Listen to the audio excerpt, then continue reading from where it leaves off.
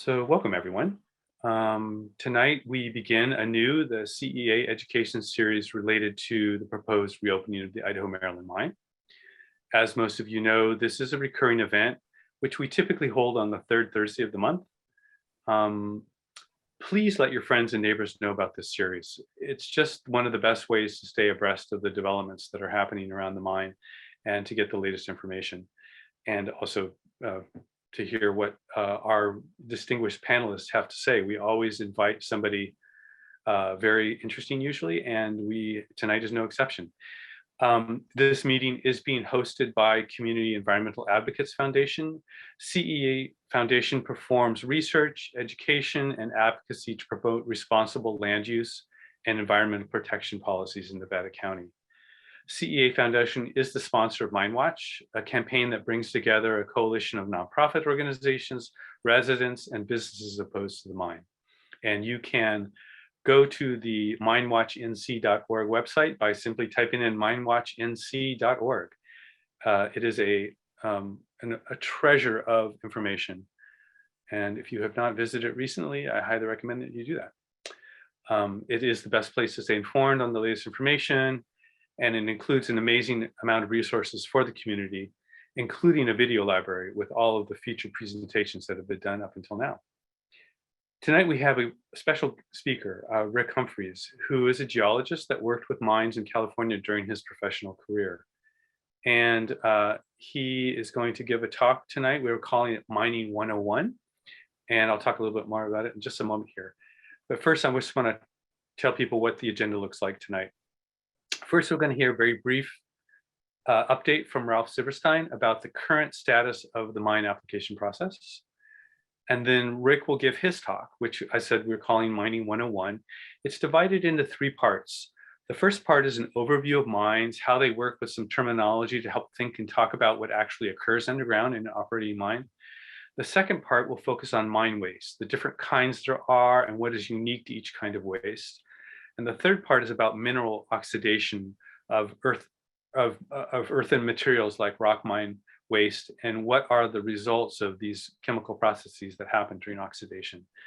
And then we'll take a brief pause between each of these three sections. Well, actually, the first two, and then the last one will be, we'll open it up to a general open forum. But we will, during these pauses between each section, we're hoping that people will ask questions during the talk, and then we will be monitoring the Q&A, and we will present those questions to Rick between each section. Does that make sense? I hope it does. So we encourage all of you to submit questions using the QA feature, which I will go over in a minute. And then so after Rick concludes his presentation, we will open up the meeting to everyone with an open forum where people can make comments and ask questions directly to the panelists. And then either myself or Ralph will close tonight's presentation with actions that we can take to oppose the mine, with the hope that some of these actions will be of interest to you. And CEA has been working on some really creative new ideas and actions. So we look forward to sharing those with you. One thing I wanted to mention is that there is also an opportunity to join Rick for a guided tour at the Empire State Mine tomorrow, Friday at noon, to supplement this evening's talk. And I will provide you with the details after we have the open discussion. So I will give you more details, but it's a really great opportunity to tour we're gonna go to the museum and look at the three-dimensional model of the tunnels, and Rick is gonna lead us through that, and then we'll go into the park and he'll give us a look around there as well. So I hope people can make that. It's gonna be a really cool opportunity. And before we get started, finally, I wanna remind everyone how to participate in the webinar. During the presentations, please ask any questions you may have using the QA feature. Do this by simply clicking on the QA icon at the bottom of the Zoom window and typing your question. We'll be monitoring the questions submitted, and I will address them to the panelists.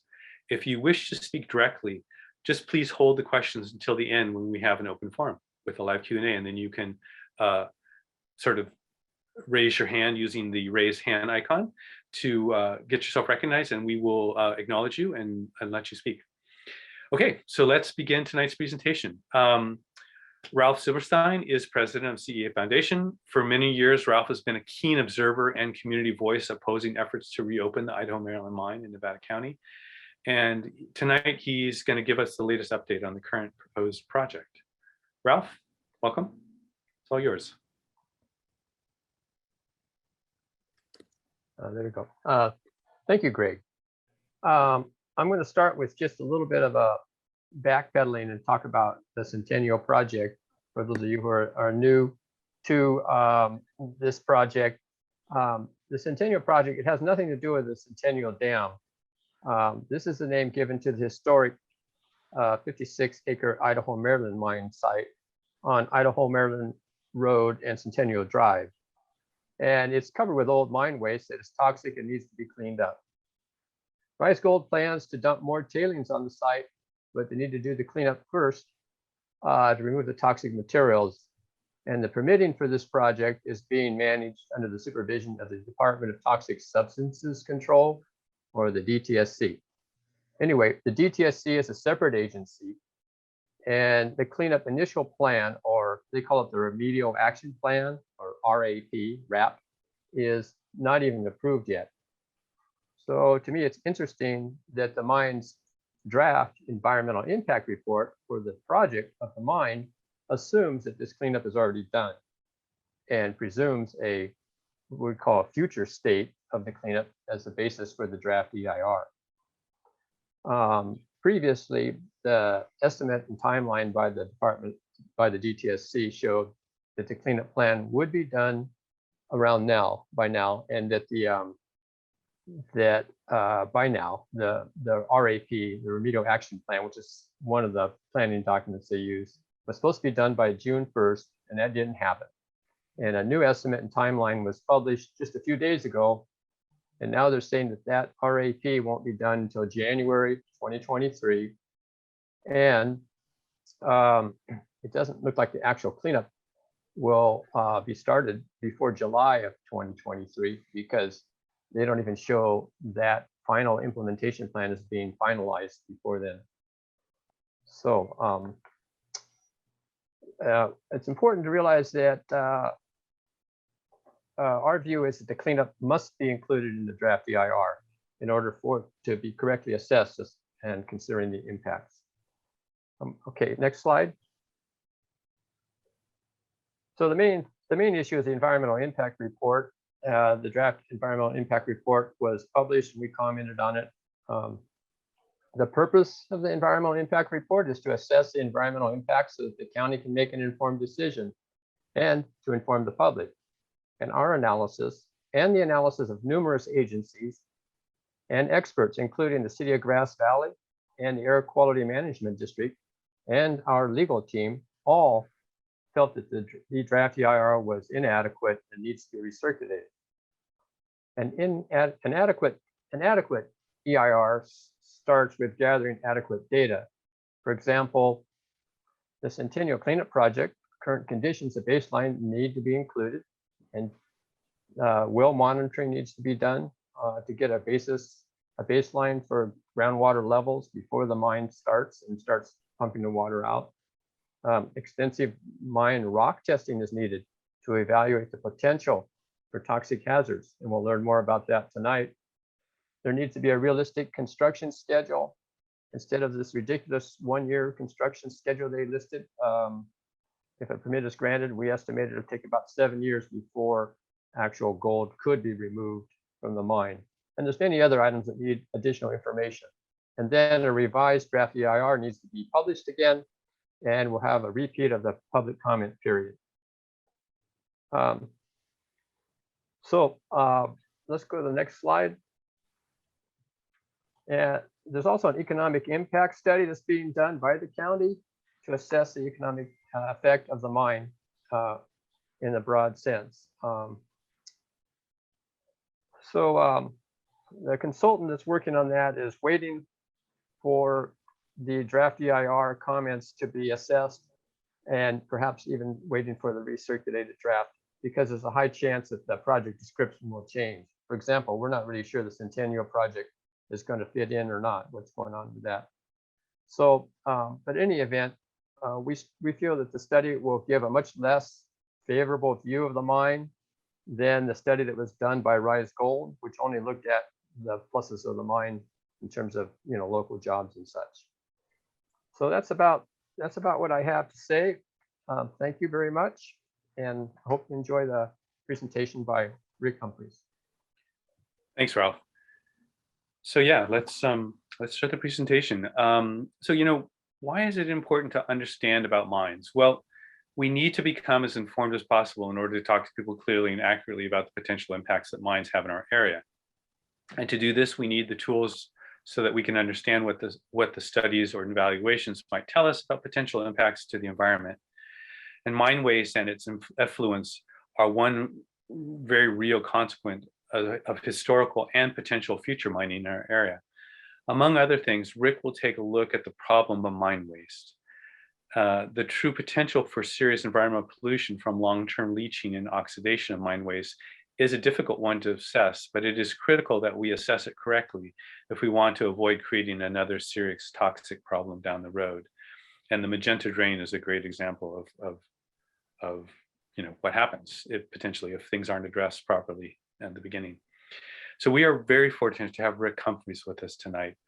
Rick pursued his undergraduate and master's degrees in geology at Cal State University, San Jose. Rick comes from a mining family, I just learned, and spent most of his career as a scientist with the State Water Resources Control Board, where he worked on water assessments of active and historic mines. And after retirement, Rick was a science and policy advisor to the Sierra Fund and worked on Sierra Fund's toxic mining initiative. He's also an avid bicyclist. So Rick, welcome. So happy to have you here this evening, and take it away. It's yours. Thanks, Greg. It's nice to be here. That's quite an introduction, so I hope the talk lives up to it. Anyway, I hope you find this interesting, and for those of you who have worked around mines, it's probably going to be a little too basic, but hopefully it'll fit the bill. Next slide, please.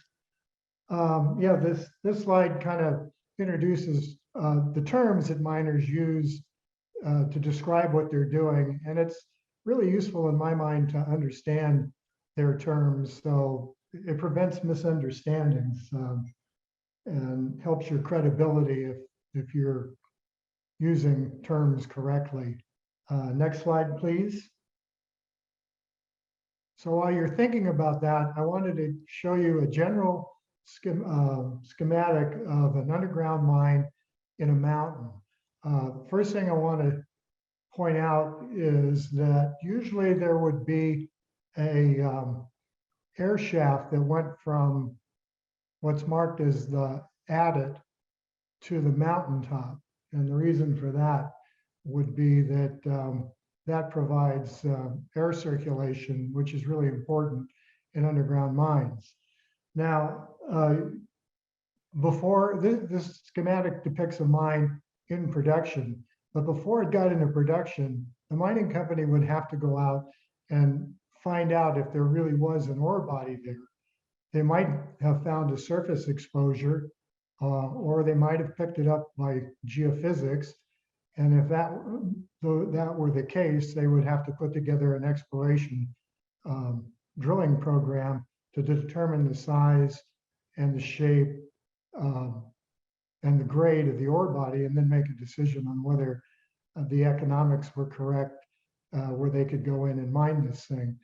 And there's a lot of money that they'd have to spend to do that, because they'd have to put in all the supporting underground workings, ship in equipment, and the whole bit.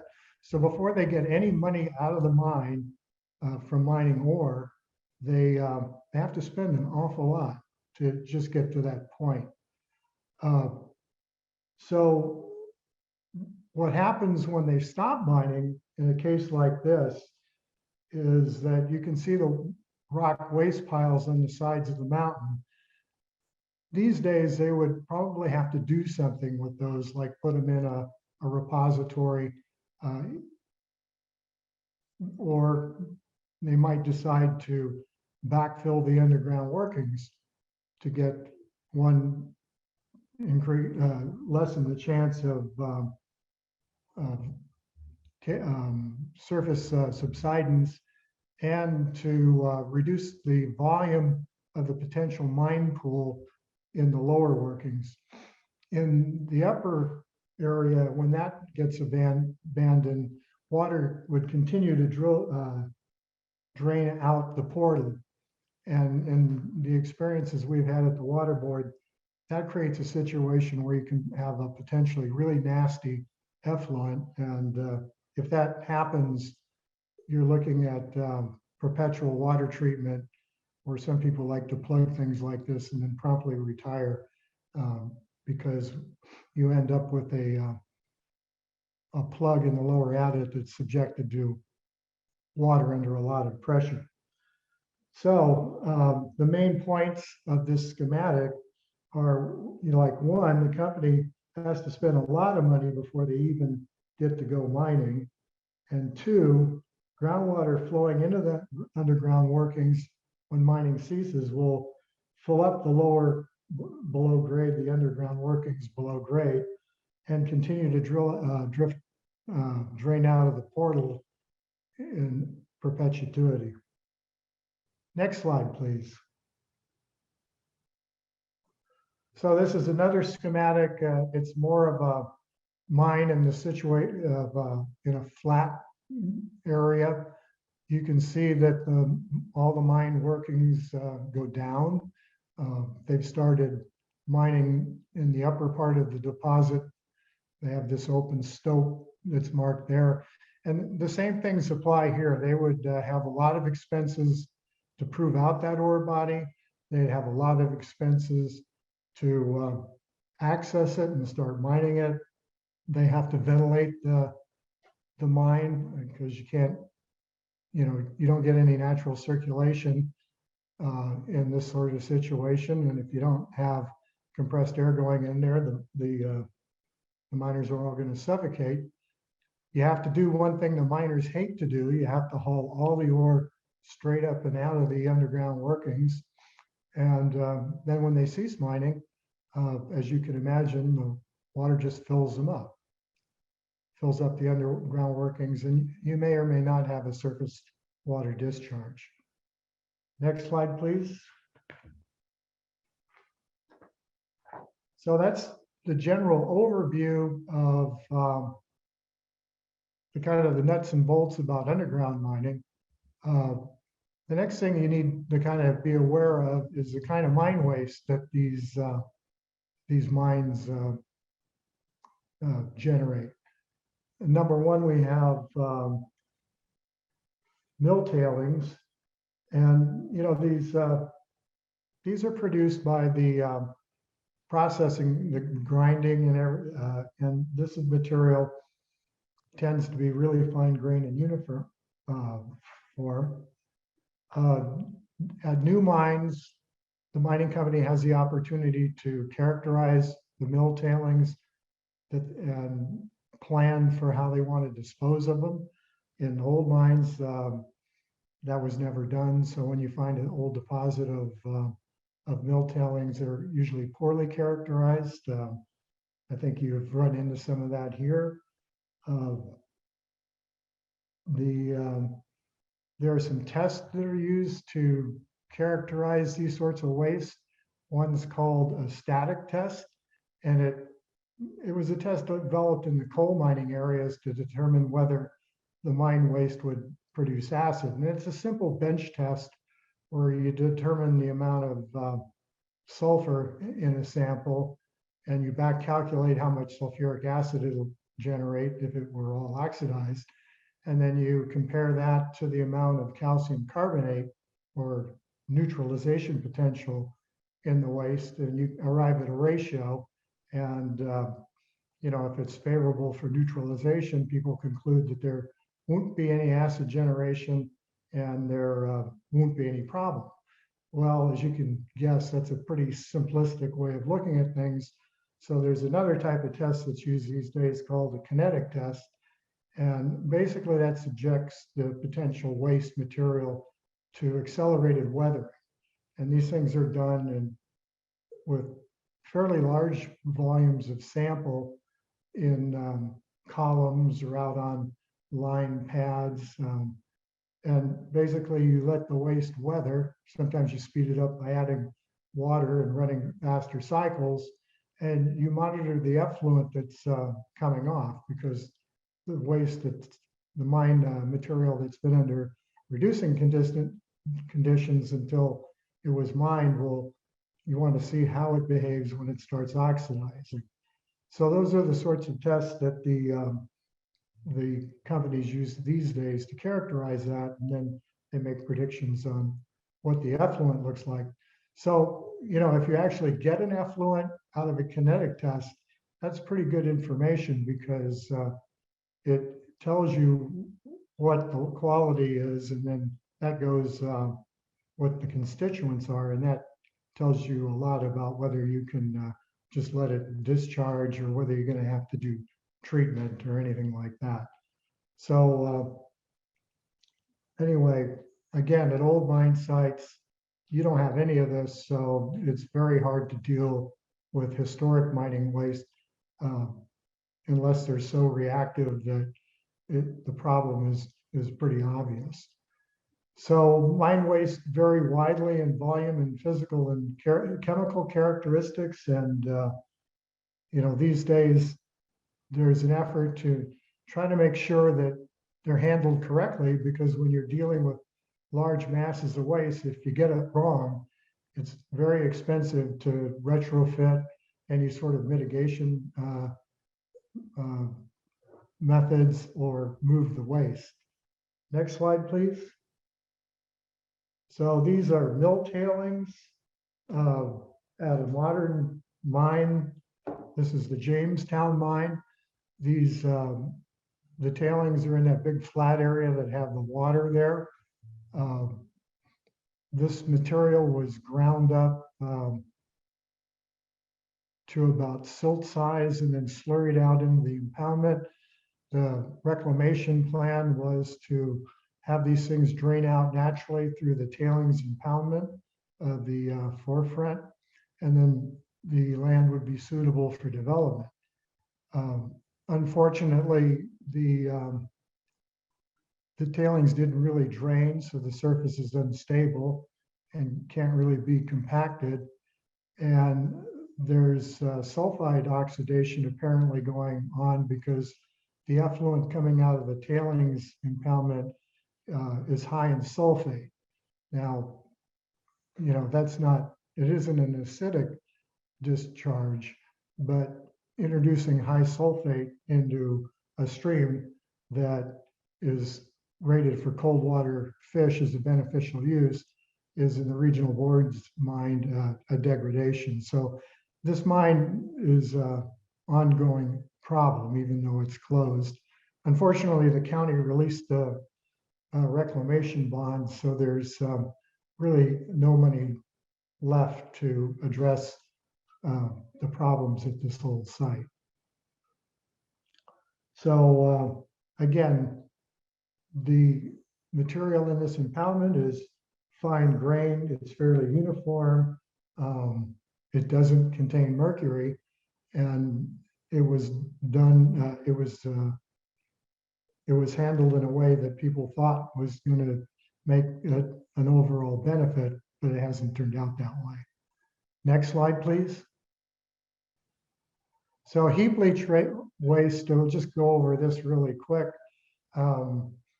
This is the modern way of extracting gold these days. And if you drive across Nevada on Highway 80, you'll see it looks like the Mayans were out there creating all their pyramids, because they have a lot of mines where they use this heap leach technology. And generally what they do is they just mine the ore. They don't have to process it much other than maybe grind it so it isn't huge boulders.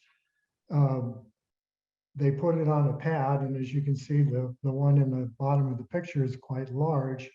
They will mix the ore with cement, because the cyanide solution that they sprinkle on the top and run through the pile and then recover has to be in about pH 10. If it's lower, the solution will break down and you'll have a hydrogen cyanide gas release. The miners don't like that because then the cyanide's expensive and it costs them money. So when they're done doing the heap leach operation, they like to close these things in place. They say, well, you know, there won't be any acid generation or anything like that because we put all this cement in here and that'll buffer it. But, you know, what people have found out is that, well, actually there's pyrite in these heap leach ores and they do oxidize, and you get an effluent that is neutralized by the cement, but that doesn't drop the arsenic and selenium out. So you end up with effluents that are chemically problematic. But, you know, if you ask these guys to, you know, move you can see that moving a pile of this stuff to somewhere else is not going to really be feasible. Next slide, please. So waste rock is, it's the coarsest material, biggest rocks, and the most voluminous waste that you see at a mine. And waste rock's kind of an interesting term because people like to think that it's waste rock because there's no, it's not mineralized, but oftentimes it is. And the reason it's waste rock is under current economic conditions, there's not enough of whatever they're mining to justify processing. Of course, that can change. I've seen low-grade ore piles turn into waste rock when the price of gold dropped, and that happened not too long ago over at the McLaughlin mine. So anyway, the mining companies just really like to dump this as close to the mine as they can to minimize the cost. The bottom photo shows that with the end dumps there next to those pits. The upper photo shows what happens when the waste rock is determined to be reactive. And that's a waste rock dump at the McLaughlin mine where they've capped the waste rock to prevent it from generating acid. And it kind of does, although there are seeps of really pretty poor quality water, but that has to be maintained forever. And that's what the reclamation bond needs to cover. Of course, the mining company involved there decided that they wanted to donate the property to the UC system as a biological research center, which, you know, when you think about it, is like, well, does the state of California need any more potentially problematic lands? I mean, we already have mine sites that are costing the state a chunk of change because there's pollution involved. But anyway, there's an interesting anecdote about this too that I wanted to share with you. Well, not too many years ago, there was an open pit mine that was proposed, and the miners wanted to dump the waste rock on an area that the Paiute Indians had historic trails through.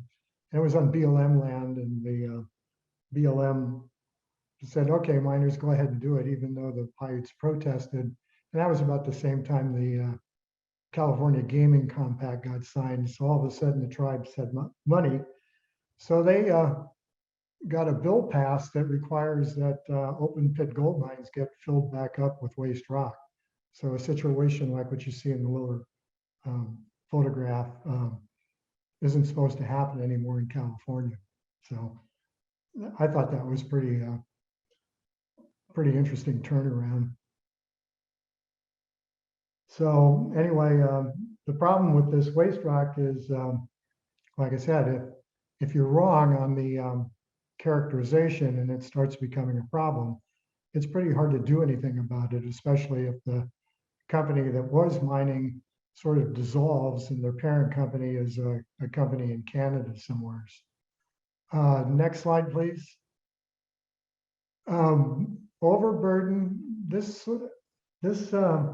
term is often mixed up with waste rock. Most people like to think of overburden as the soil you're going to use for revegetation, but you know, it really should be tested because sometimes it's mineralized, and if it is, it's not going to work very well for reclamation and may even cause a problem if you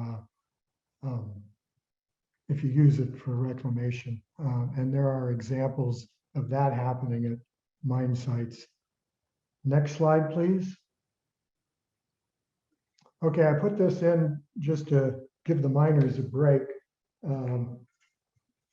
Dredge spoils, like for channels, can also cause an acid discharge. And because the sulfide in them is so poorly crystalline, it happens really fast. The Dutch know a lot about this because they're dredging in the North Sea all the time. Next slide, please.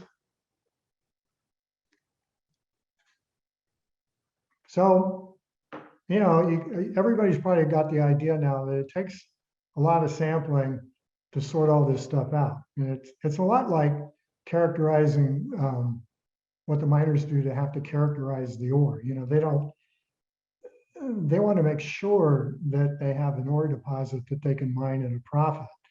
And so, you know, they work really hard at it, and they have all these interesting statistical models to tell them, you know, what the shape and the size and everything else is about the ore. And then they take the ore and spend a lot of time processing it to figure out how to get the most gold out of their rock the cheapest way possible.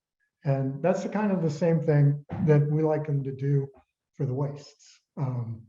We really want to kind of know how these things are going to behave. And the samples that the miners collect, like surface and grab samples and trench samples, you know, the exploration drilling samples, and the metallurgical testing, that's going to provide the information to determine how the waste ought to be handled. Next slide, please.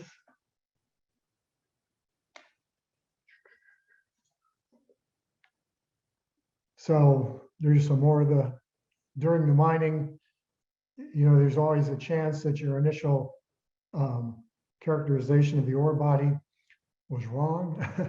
Heaven forbid. If it's wrong in that there's more gold than you thought, well, great, but sometimes it goes the other way. Those are also useful in characterizing the waste because, you know, as with ore, the mine waste that comes out later in the operation might be from a different rock type and might be mineralized differently. And you need to know if changes like that occur pretty much as soon as it's happening, so the waste can be handled accordingly. Next slide, please. So a summary of this is, well, you know, testing programs result in a lot of samples. And, you know, predictions based on early testing may change. It's just the way it is. And then predictions based on early testings, well, they really need to be reviewed as mining continues.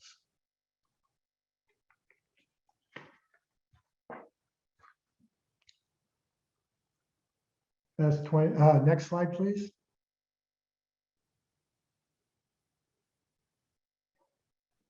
Okay, does everybody want to take a little breath here, and then I'll start the third talk?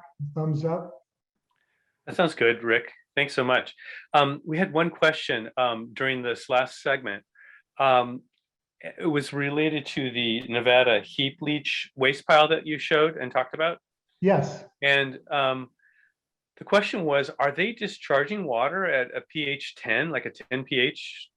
Like what happens when they put all of this cement in to raise the pH level? Well, it's a closed circuit is what they like to do. Mm-hmm. And so they're not discharging, and they try to use, they're in a desert, so they're trying to use all the water they can in their processes and not have a discharge. Mm-hmm.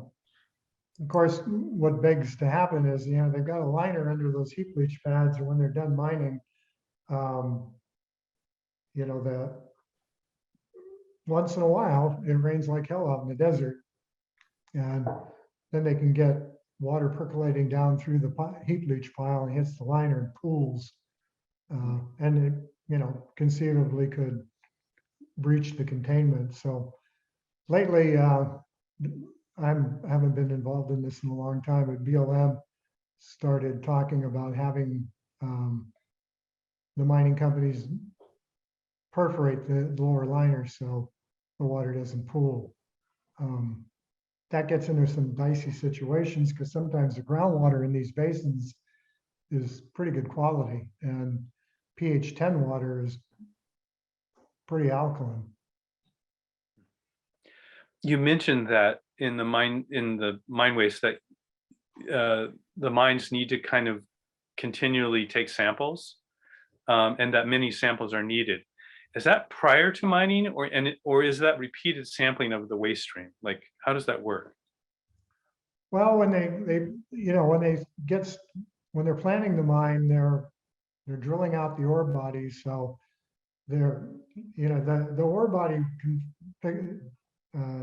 you see in the schematics, they have nice sharp borders, but typically ore bodies don't have real sharp borders. The borders are the break and where the ore can be uneconomic to mine at the current conditions. So they're drilling a lot of rock that isn't ore, and they're analyzing it. So, and they find out it isn't ore, but they also find out, say for instance, how much sulfide it has in it and all these other things. So they can block out how much ore they have and then how much waste rock they're producing, and they've already started with the characterization. Now, if they start mining and they're mining along and they're keeping track of the ore by doing drilling and sampling, and that also allows them to keep track of the waste rock. And if it, it can change as they're mining, because they haven't. The only way you know everything about an ore body is when you've mined the whole thing out. And so they continue to sample the whole time they're mining. So I have a few more questions here, and I'm going to finish a couple of questions here. If they're sampling the waste stream, is the mine waste usually stockpiled until kinetic testing results can be obtained? And what happens if it turns out to show a problem? How does that handled? Okay, well, the first part is when they're doing their drilling, they're making decisions on what is ore and what is waste rock. So they have waste rock samples that they can subject to whatever environmental testing they want. The thing is about the kinetic test is they take a while to get going. So the thing that really becomes kind of a problem is how long you should run them. And the way it typically is done is these, once at T equals 0, the effluent is reflecting that the mine waste hasn't started oxidizing, and somewhere down the road later on it starts showing it is, and then you get a flattening to where you get kind of like a stable effluent chemistry. And people run these things on weekly cycles. They run them out 40 cycles sometimes, and sometimes longer than that. The longest I remember hearing about was like one guy up in Minnesota was doing them for a year or more, and it took that long to get a stable effluent. And so what's like a typical, how long is that? How long does it take to run these kinetic testings that will satisfy the water board? Can you give me examples? Like I said, you get a plot of the effluent, you analyze the effluent after every cycle and you plot it. And, when you get a stable effluent, then you really don't have to test it anymore. But there's no right number of cycles. Every waste tends to be reflect its own characteristics. So that's been a real issue You know, people have tried to develop accelerated weathering tests, but they just take a long time. So, I mean, you know, I don't know how long, you know, it takes to start a project now, but I do know that miners start this testing as soon as they can. Mhm. And that's usually when they start doing the exploration drilling on the ore body. There's a question from one of the people on this webinar. John Vaughn asked, he said, I guess Dr. Chambers, who is the PGO from the Center of Science and Public Good, I guess he commented on the DIR, and he says that the drilling core is not sufficient to provide the necessary information on the geochemistry of the waste rock and tailings. How big of an issue is that? So, you know. Well, it depends, you know, if you're just, what you're doing with the core, I mean, you're trying to define an ore body, but you know, you're digging out a lot more rock than just the ore. And I think what he meant by that, I hate to speak for him, but you have to analyze the rock that you're going to mine. And the mining includes the ore and all the rock you have to take out to get at the ore. So if you just use drill core from the ore body, you're missing the rock that you have to mine to get at the ore. And you know, it can be mineralized and be a problem. So it needs to be characterized.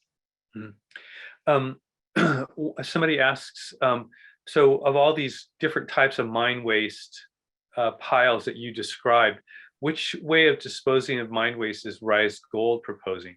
Or, you know, yeah.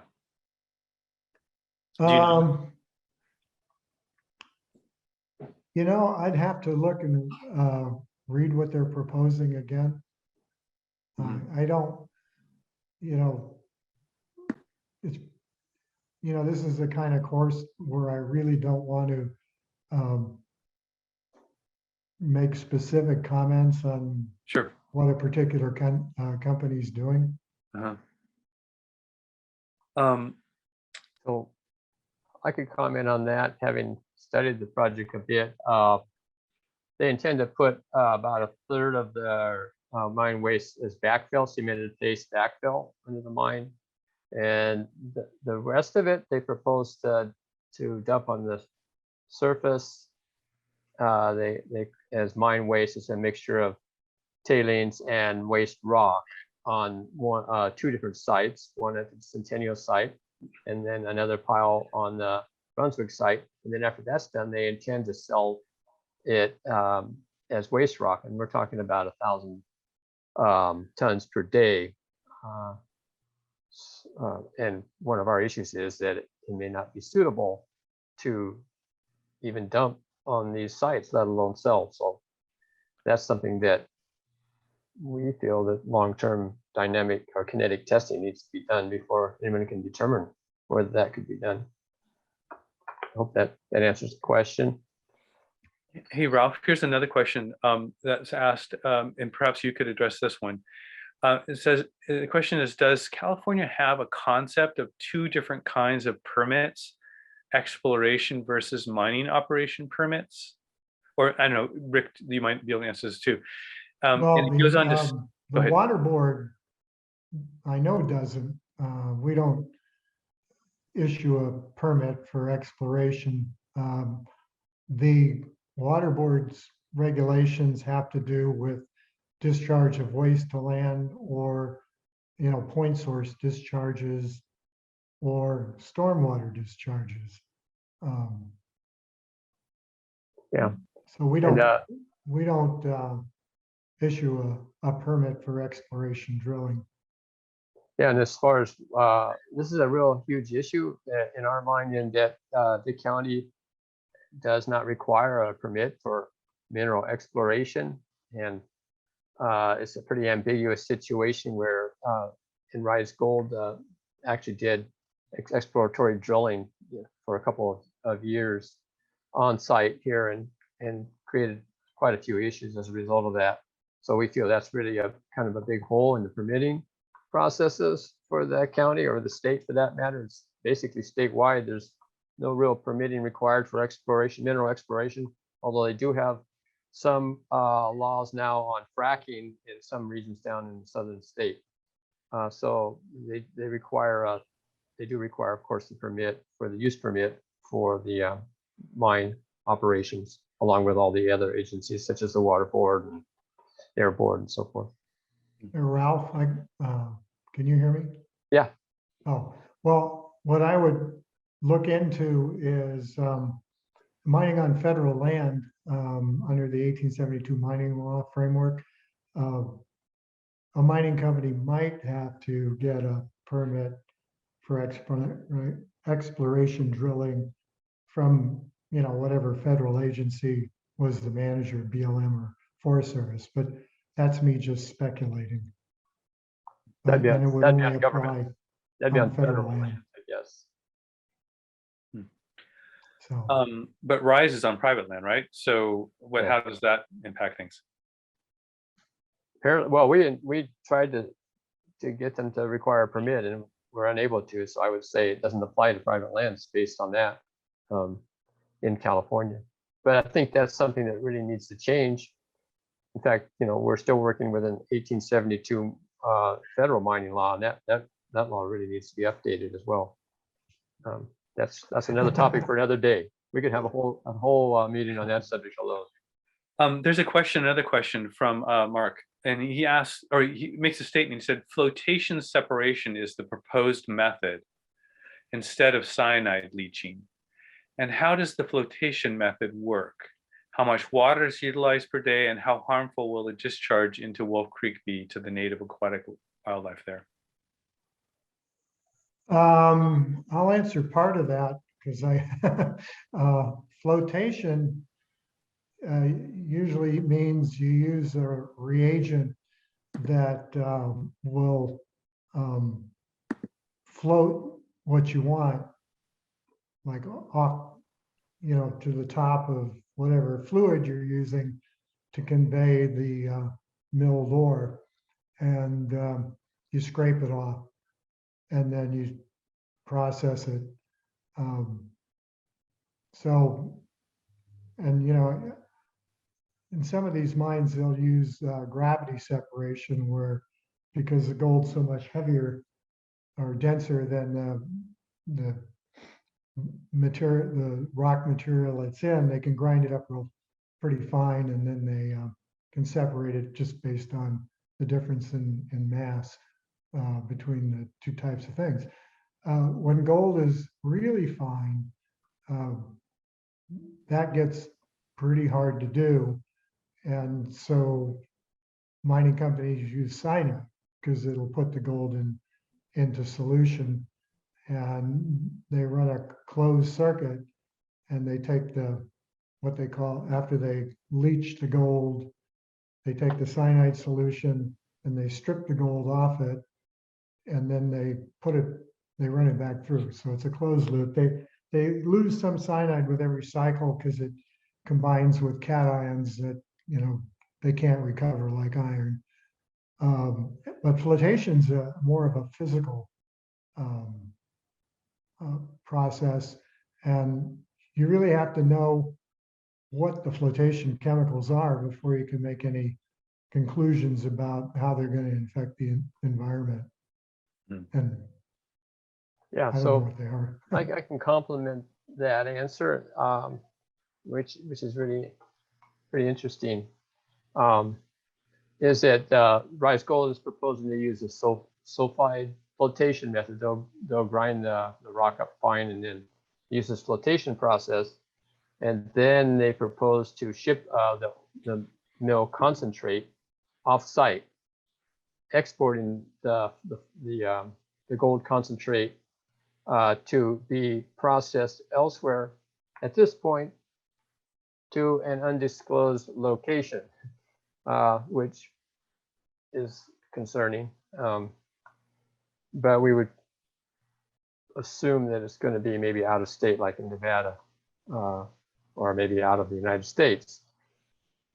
So that's my understanding. And then the residual from that, they've tested, and they claim that it doesn't have much in the way of sulfur residue left. So I think that's chemistry that really needs to be looked at carefully, because if that's going to go into the backfill, cemented paste backfill, or into the mine waste piles,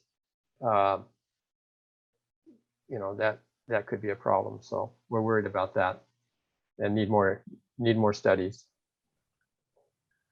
We have more questions. In the interest of time, though, I think we should let Rick go on to his next section. The questions that people have asked that we haven't been able to address yet, we'll keep them, and we'll present them a little bit later on. But go ahead, Rick. Why don't you go ahead and continue on with your talk? Thanks for answering these questions. Super interesting. Well, I guess if you're getting a lot of questions, that means I haven't good, told everybody right? to Yeah. sleep, huh? Right. Okay, so this is from a class that a bunch of us put together before I retired, and you know, it was based on predicting whether acid generation would occur, and so I figured an overview of this would be useful. And please keep in mind that acid generation, even though it is described in De Re Meticulous, and that's the book that Herbert Hoover translated from the Latin. It's like a 13th century book on mining from Germany that was written in Latin. They describe acid mine drainage. You know, they talk about the mine waters that if their cattle drink it, they die. So, you know, this is not new, but it's still an area of active research, and it's pretty interesting when you delve into it. But so since it isn't new, that means it's been around for a long time. And so the question you always ask is, well, why do we care? I mean, you know, so next slide, please. Well, because it causes really serious water problems. It can cause fertility problems, you know, if it happens in your 40 hectares that you just drained in Holland, you know, for your sunflowers. If the soil all turns to pH 2, they're not going to grow. And, you know, it's really costly to clean up. I mean, we're looking at Superfund sites that are going to need water treatment for over 1,000 years. I mean, it's a serious deal. So I imagine we all agree on the bad. Next slide, please. But there's some good aspects to it, and some of you get to see it tomorrow because I have some show and tells. But acid generation under natural conditions occurs at rates that are, you know, 1,000,000 times slower than what you see when we accelerate it by creating a perfect reactor in an underground mine. And this process enriches ore bodies by leaching the top parts as they're brought up to the surface and eroding, and transferring the elements that people like to mine, like copper. It carries them down to the redox boundary, where you go from oxidation to reducing conditions, and it deposits the copper there. So, and that's called the enrichment cap on these deposits. And instead of looking at ore that's like 1% copper, you're looking at ore that's maybe 20% copper. And not only that, it's 1,000 feet thick and covers maybe 5 square miles. And that's all from these fluids that migrate down. Butte, Montana is another one. They had a supergene cap that was pure copper and 4 feet thick. And, you know, the top of that Butte mountain is a couple square miles. So it's an important natural process to us. I mean, we wouldn't be able to mine a lot of these deposits because at current prices, because they wouldn't have enough commodity in them. It produces iron-rich soils sometimes, and it makes really cool crystals. You can see the little guy in there with those gypsum crystals. Those things are crystallized from enriched fluids. They were high in sulfate from pyrite oxidation. Next slide, please. So what do we see this problem in? Well, coal, I mean, that's where some of our testings come from. Marine sediments, I mean, we've talked about that. Got metamorphic rocks. If you look around Nevada City, you'll see a lot of rock walls that have all this iron staining on them. Well, that's from pyrite oxidation in the rock. Iron sulfide rich sedimentary rocks. You think we have any up here? Yeah. Well, we do. Those hydraulic mine channels that where all the hydraulic mines were, the blue leads they talk about, they're blue because that's secondary iron sulfide that formed in the bottom of the channels after they were capped. And, you know, if under the right conditions, you can get acid drainage out of these mine pits. And then hydrothermally altered rock, well, that's, you know, gold mines. So next slide, please. So this is a list of the minerals, sort of in the order of the fastest oxidizers to the slowest. We have other sulfide minerals, and they don't really oxidize to form acid, but the ferric iron produced by iron sulfide oxidation can cause them to oxidize, and that's how you get the metals in the discharge. So, next slide, please. Okay, so all you chemistry buffs, I knew you'd like to see this. This is pyrite oxidation with the biological component included. You see at the very bottom, that's the step where you have the iron that was already oxidized by the bacteria going and re-oxidizing new pyrite, you know, without any oxygen, and creating an awful lot of acid. But a bit easier way to take a look at this is in the next slide, please. So this is a schematic, which is a little bit easier to follow. You have your pyrite in the center, and to get it started, you need oxygen, water, and then you have the thiobacillus for oxidants. And those little guys get going in a way that where the first product you get is ferrous iron and sulfate and hydronium ion. So that's sulfuric acid.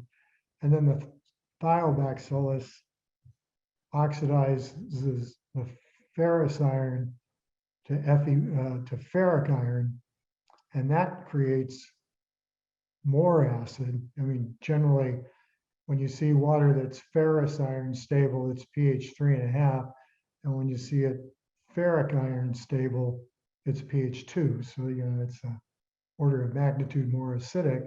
And then the ferric iron can go back up and oxidize the pyrite or the other the other sulfides around. So you can see that this is a do loop. And once it gets going, you know, what's really gonna matter is that you got a lot of pyrite, and you know, if you do, you're gonna get more bacteria as this keeps going. And that's why there's like a time lag. But you know, once they get going, I mean, you get situations like an Iron Mountain mine where it's oxidizing so vigorously, you know, the mine is like 120 degrees because, you know, pyrite oxidation is exothermic. So next slide, please.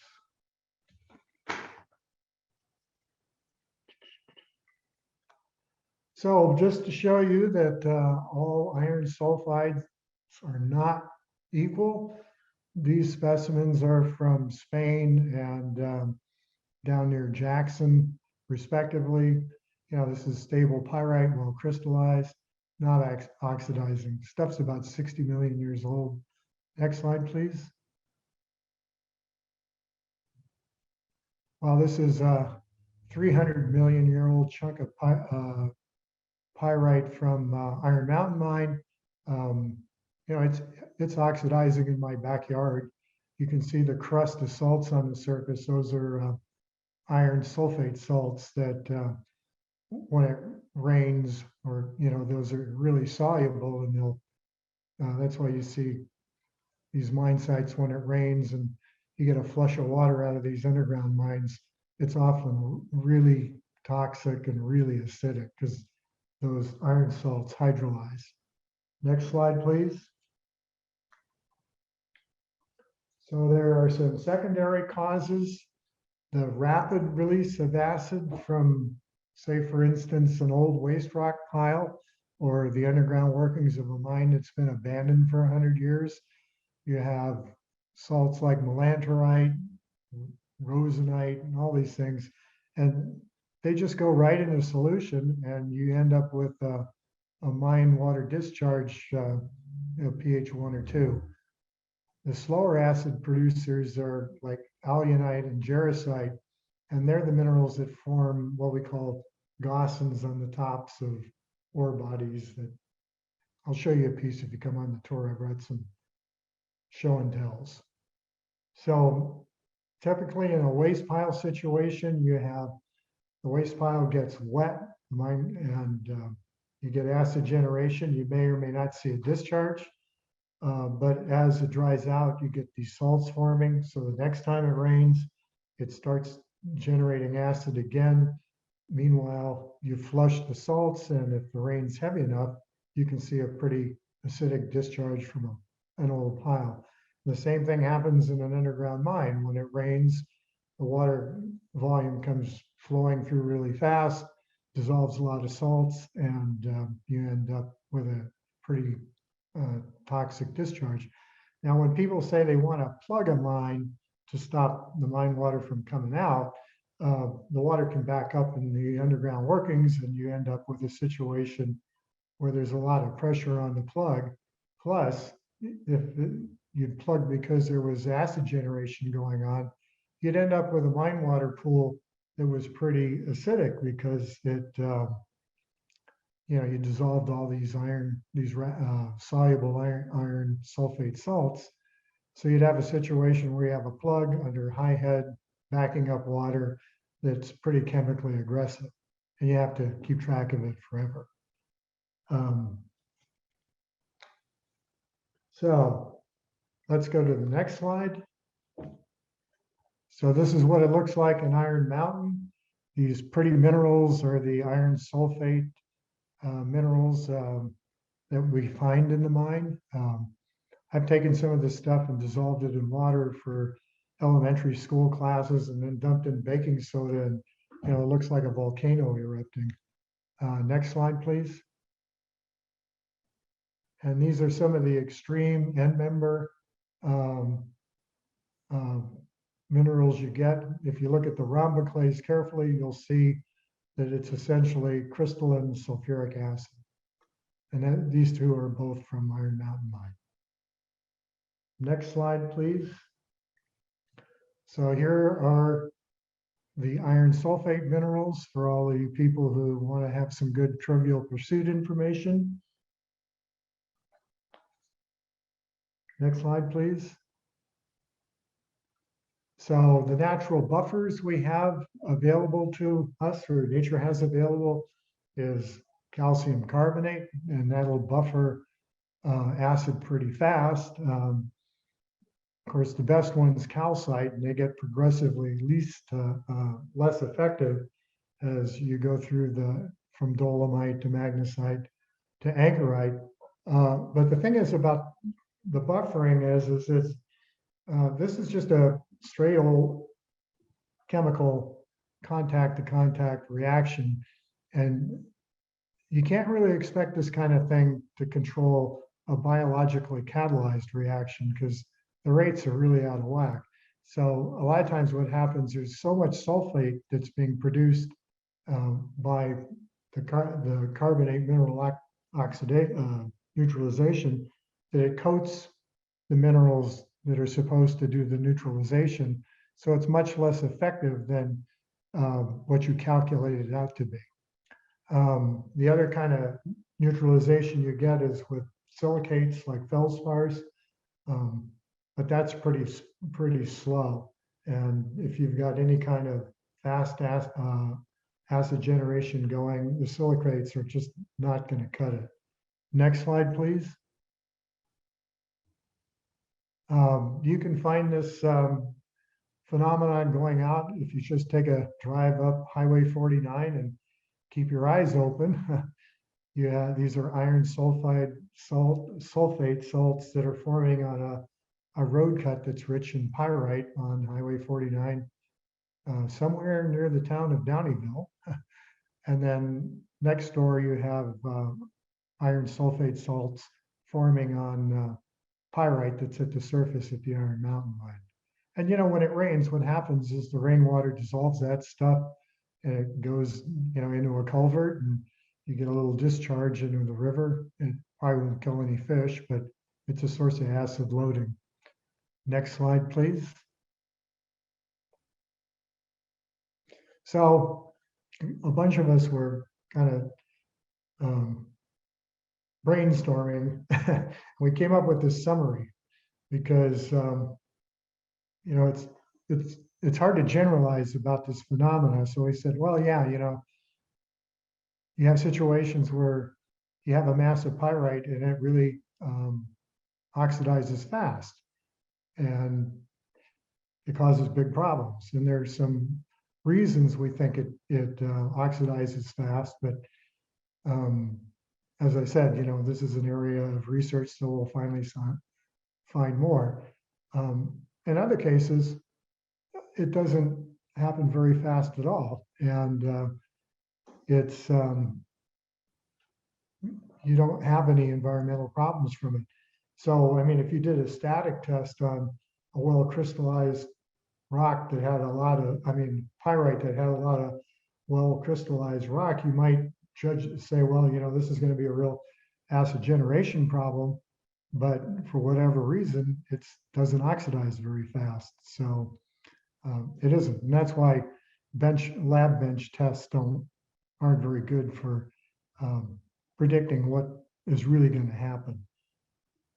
So next slide, please. Well, that's it. So, so if you have any questions, please send them in.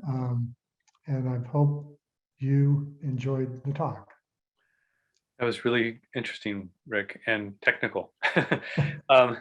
Thank you very much. One question I have, and and somebody else asked it too, is there potential for acid mine drainage from the rise gold or from the mines in this area? Much better way to ask the question. Thank you. Okay, so this is going to be a little long. There's a belt of mineralized rock in California called the Mother Lode. And there's mines along the Mother Lode that go all the way down to, Sonora. And they're characterized by having arsenopyrite, carbonate rock in them, and the pyrite and arsenopyrite have arsenic in them. And so the discharges from a lot of these mines in the Mother Lode have a neutral to slightly alkaline pH and a high arsenic discharge. And the thought there is that pyrite, which is arsenian pyrite because it has arsenic in it, and arsenopyrite are oxidizing, but there's enough carbonate in the deposit with anchorite and dolomite where the effluent doesn't display a negative pH or an acidic pH. But the arsenic stays in solution because of its chemical characteristics.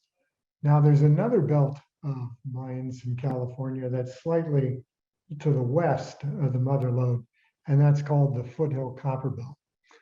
And there, that goes down to Fresno, and the highest one up here is ends up in about Marysville. And these are massive sulfide copper mines. And those mines, you know, every one of them has a low pH, metal-rich discharge. So, I mean, one of the first steps in when you're looking at an area and trying to predict effluent, the one that doesn't really cost you a whole lot of money at all, if you're in an area where there's been mining and you're in a trend, is say, well, you know, there were 30 mines around here operating, and we have data on the mine water, and some of them are discharging still, so we can get data on the mine water. And you know, if it's a gold mine here, well, like in Auburn, there were some gold mines, and then you go down 10 miles to the ones in Plymouth, or the effluents are probably going to be similar because the deposit type is the same. So does that answer your question? Yeah.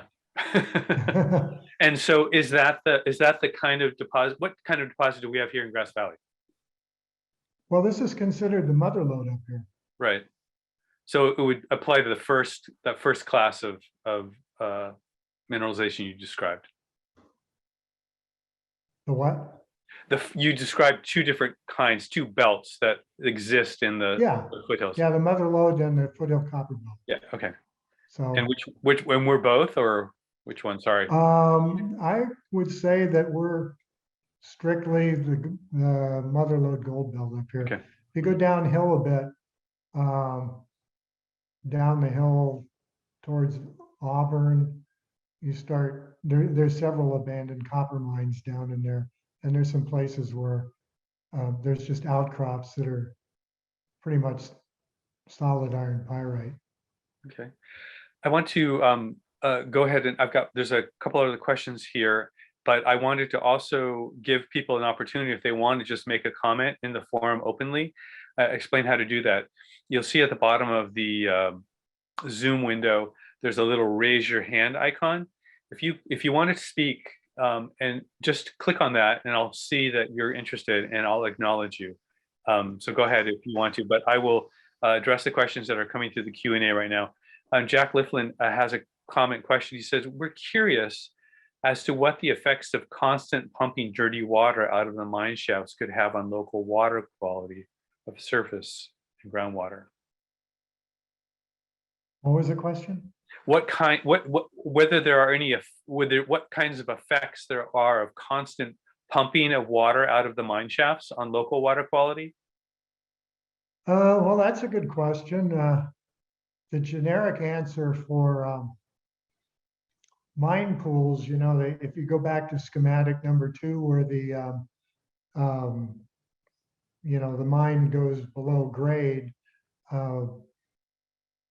most people work in this field would say, well, the mine workings are going to fill up, and because you shut off the oxygen, if there had been pyrite oxidation going on, it'll stop. And there are some situations where that seems to have happened. The most famous one is up in Norway. So, you know, but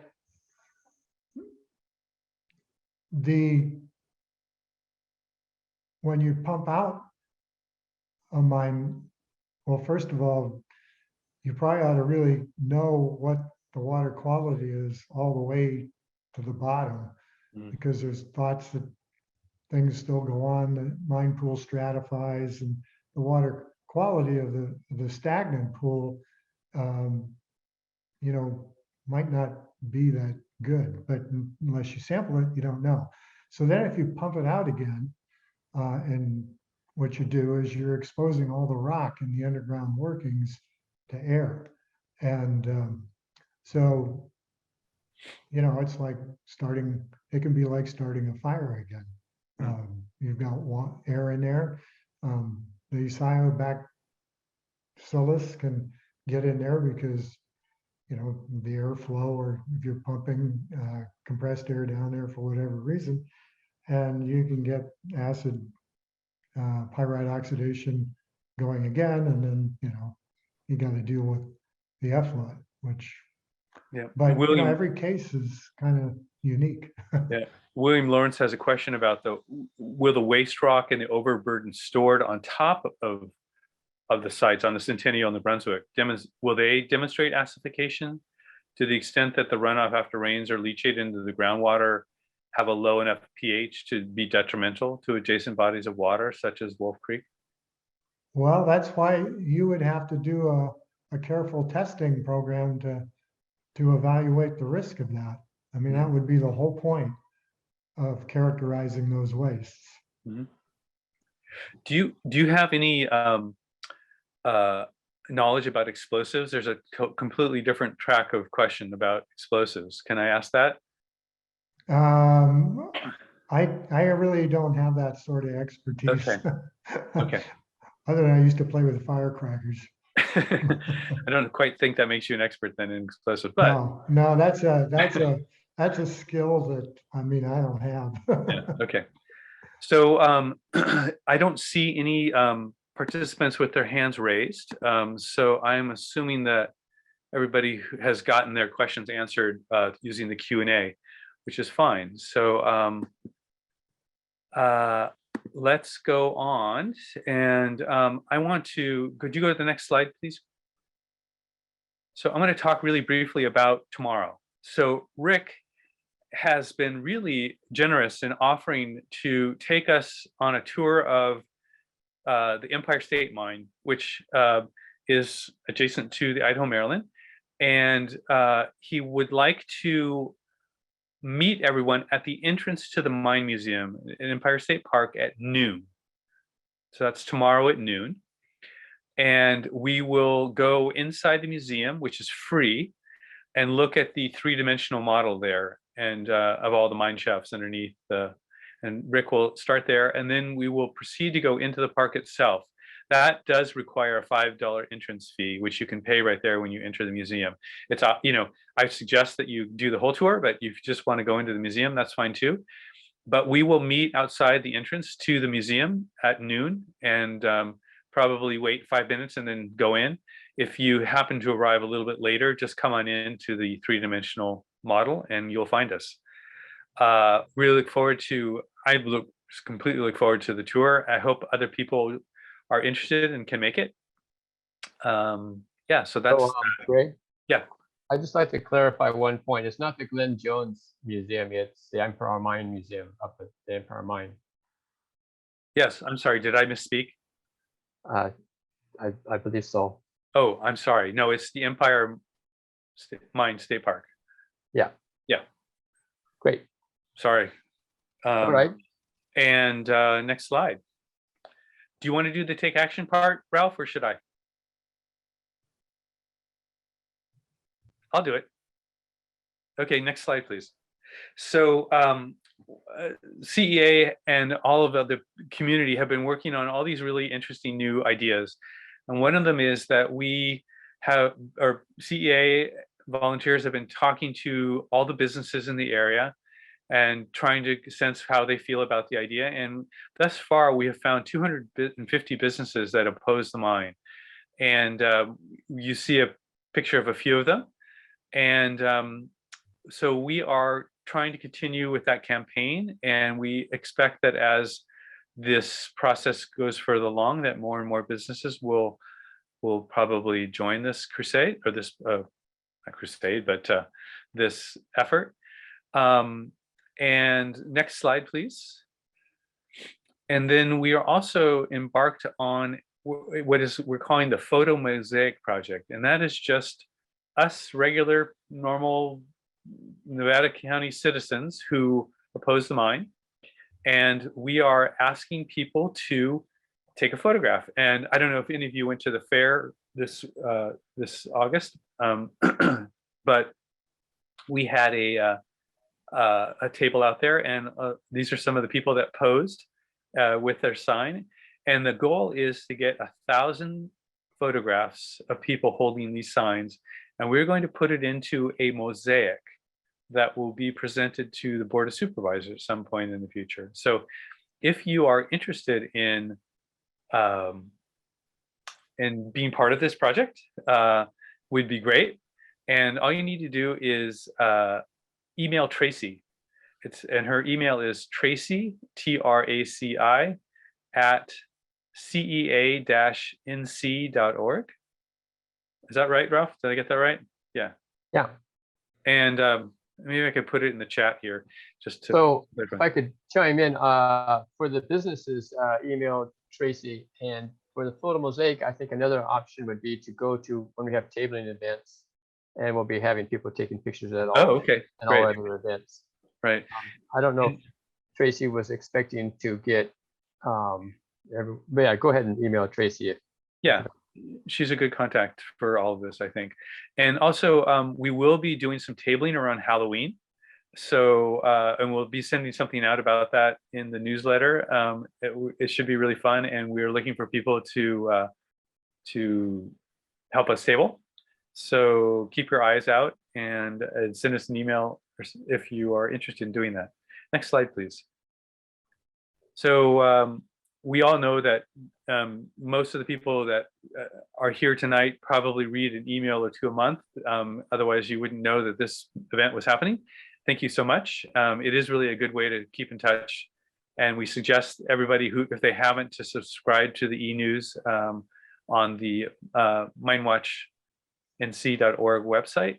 That's a great way to keep information current of what's happening. And we also really have appreciated and continue to appreciate people who are writing letters to our supervisors.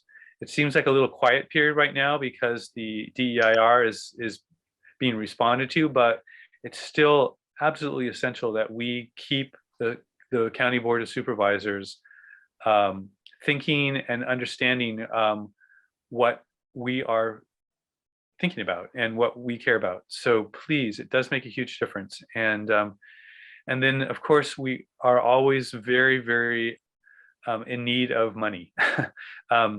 And if you can make a tax-deductible donation to help CEA do research, do community education, legal fees, all these things, we really appreciate.